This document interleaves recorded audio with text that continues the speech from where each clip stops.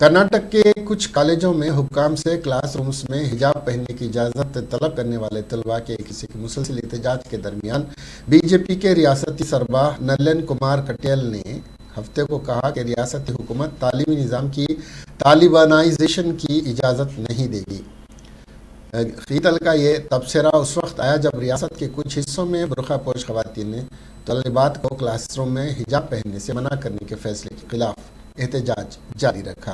इस तरह की चीज़ों की कोई गुंजाइश नहीं है, क्लासरूम में हिजाब पहनना गलत है। उन्होंने बताया हमारी हुकूमत सख्त एक्शन लेगी, लोगों को स्कूल के क़वायद और ज़वाबित पर अमल करना होगा। हम तालीमी निज़ाम की तालिबानाइजेशन की इजाज़त नहीं देंगे। उन्होंने यहाँ नामा निगार को बताया, इस बात पर जोर देते हुए कि तालीमी इदारों में मजहब को लाना दुरुस्त नहीं था। क़ीतल ने कहा कि बच्चों को तालीम की ज़रूरत है, स्कूलों में हिजाब या ऐसी किसी चीज़ की कोई गुंजाइश नहीं है।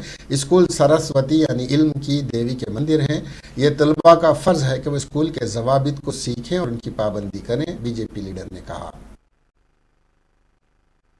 ಶಾಲೆಯ ನಿಯಮದ ಅಡಿಯಲ್ಲೇ ಕಲಿಬೇಕು. ಇದನ್ನು ತಾಲಿಬಾನ್ ಮಾಡಲಿಕ್ಕೆ ನಾವು ಅವಕಾಶಗಳನ್ನು ಕೊಡುವುದಿಲ್ಲ. ಇಲ್ಲಿರತಕ್ಕಂಥ ನಿಯಮಗಳೇ